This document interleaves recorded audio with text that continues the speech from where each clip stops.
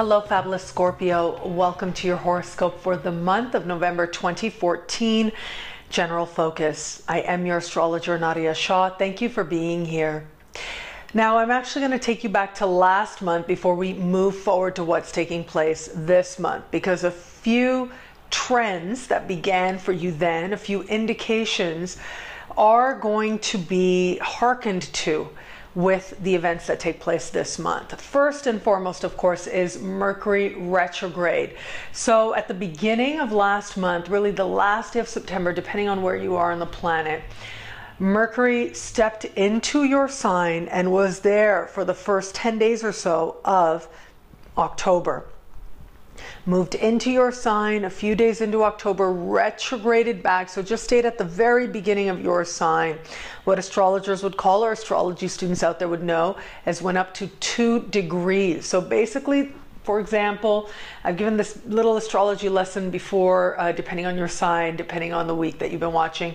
And essentially, every sign is divided into 30 degrees. In general, the sun walks 1 degree per day. And we had Mercury move up to 2 degrees. So Mercury stepped into 0, and then 1, and then stopped at 2, and then retrograded back. Sort of hung out at 2 for a bit, and then retrograded back and went back into the sign just before yours. So about a week into this month, we are going to have Mercury step back into your sign.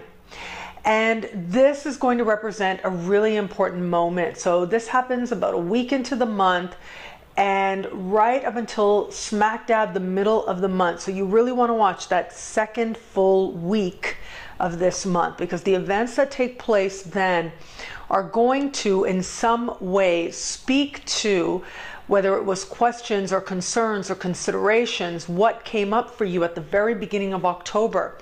Now you are going to get some sense of conclusion, some sense of closure, some sense of understanding, and some sense of certainty and clarity as to what it is that you truly want to do, who it is that you truly are, and how it is that you are now going to go forward from here.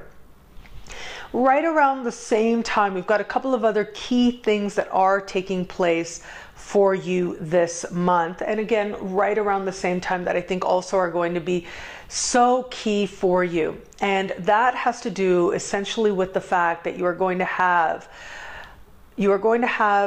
Venus, and you are going to have the Sun, and you are going to have Mercury as well, moving over Saturn in your sign. So these movements, these meetings of these different planets happen for each respective planet with Saturn about once a year. And so they're all happening in a very short span of time, and they're all happening right around the time that Mercury is finishing shadow. Mercury is returning and rewalking the same path in your sign as well. So the Sun and Mercury and Venus meeting Saturn in your sign. Saturn is, and this is a moment when I would encourage you to look back and watch the Saturn special for your sign that I recorded back in 2012. Because you are sort of at the tail end of this extended cycle, and this is going to represent a really important moment for you as these key planets meet Saturn in your sign. It is almost a fuller awareness, a fuller coming together of some of those lessons that have been trying to visit you. But it's not just that, the lessons that have been trying to visit you since 2012. Last month, you may also remember that I talked extensively about the fact that you had a solar eclipse taking place in your sign, but it was taking place at the very beginning of your sign, at the very beginning of your sign, with Venus hand in hand.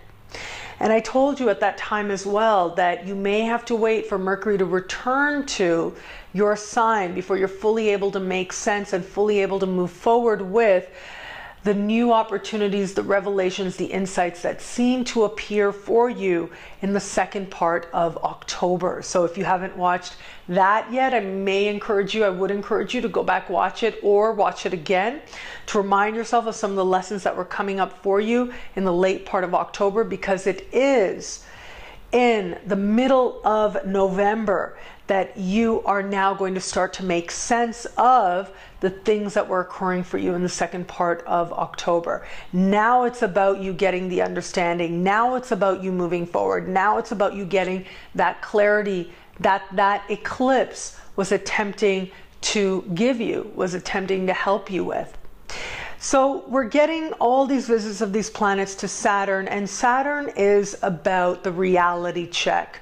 It's about an honest examination of what is going on in your life and facing the practical, harsh reality of the incarnation. They have to do with saying, look, it's one thing to believe, it's one thing to feel, it's one thing to have an instinct. It's another thing to look at what's actually happening. Look at the reality of the situation. Look at what you're actually doing. Look at what's actually manifesting. Honor the incarnation. That is the point of these planets meeting Saturn in your sign, is to honor your incarnation. It's one thing to have a vision and to dream and to believe. It's another thing to actually do it. There's a certain self-respect that comes from committing to a path and manifesting through that commitment. So all of these things are going to be coming together in your sign, and this really has to do with you walking your talk, being honest with yourself, living true to yourself, and living from a place of self-knowledge. All of this is further affirmed, like if all that wasn't enough, what we also have happening right around the middle of the month as well is we have a meeting of Mars and Pluto. Mars, your ancient ruler, Pluto, your modern ruler, meeting. They do this once every 2 years or so. And when they meet, for all of us, regardless of your sign, in some way you are going to know that something's shifted, something's changed. You're getting to the reality, you're getting to the core, you're getting to the real of what is happening in your life, in at least one area of life. These two planets are, when they meet, it speaks especially poignantly for you.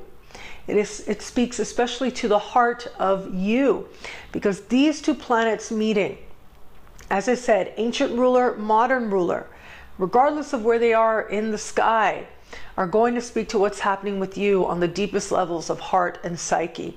So these two planets are going to be meeting in a part of the sky that has to do with mental clarity, with mind, with insight, and with intellectual understanding. And that's what Mercury is about anyways.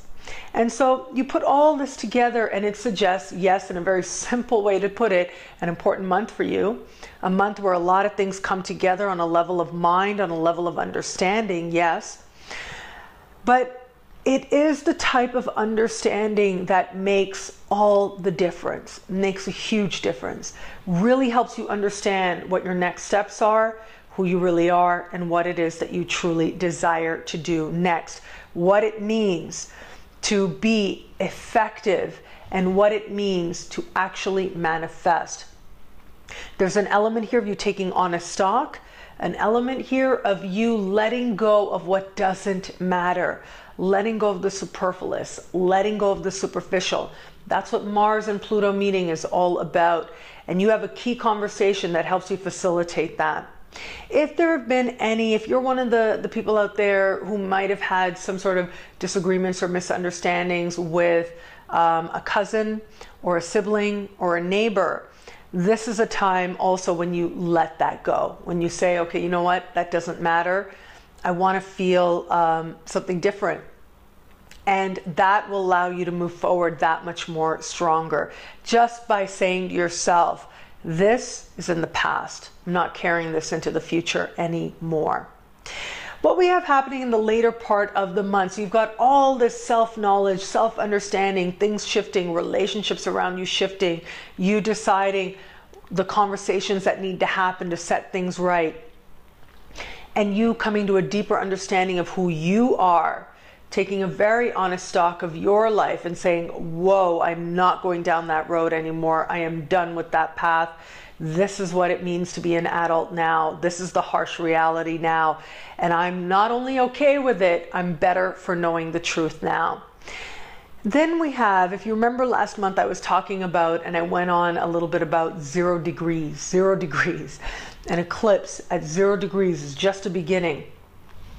This month we have a new moon, not as powerful as solar eclipse, but it is a new moon happening at 0 degrees of the sign immediately after yours. And this part of the sky has to do with finances. It has to do with money that you earn, and it also has to do with self-value. And again, this particular new moon is taking place with Venus arm in arm as well.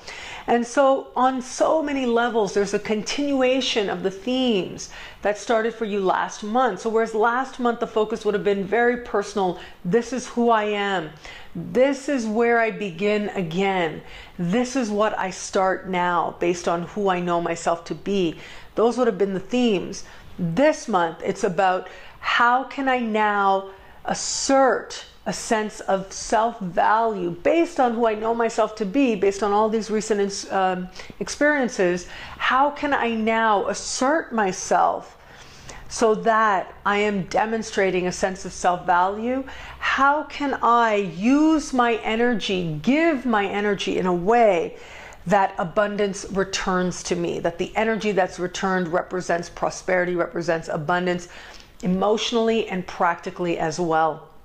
It's about taking what you know and translating that into money for some of you out there.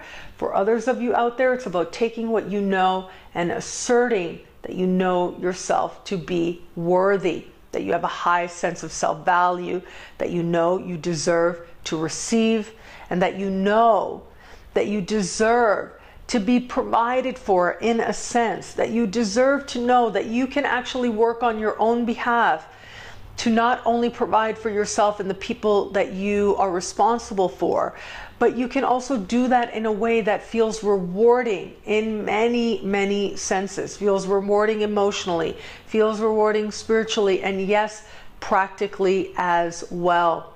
I look at the way that the sky's been manifesting for you, and I'm reminded of an interview I once saw. I'm so sorry, the name of the person escapes me, but it was really a documentary on yoga, the industry of yoga. And I remember that they interviewed a person on this who had many, many books, and he was saying that, you know, people criticize him because he has so many books, he has this little yoga empire, and people criticize him because of the abundance that he experiences.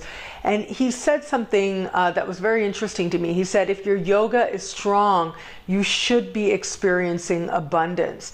And the way that he said that, and the way that he demonstrated that, was that yoga ultimately, from his perspective, is not just about the yoga. He's using that word yoga to represent being in alignment with spirit, having matter in alignment with spirit, and having that spirit be so strong that abundance would be a natural outflow. Now, this was his perspective. This is how he was looking at it.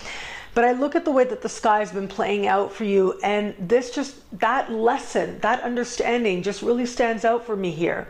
It is about you, and has been about you, getting in touch with that life force within you, understanding what your unique form of yoga is, who you really are, what spirit is, how is spirit attempting to speak through the matter of your physicalness.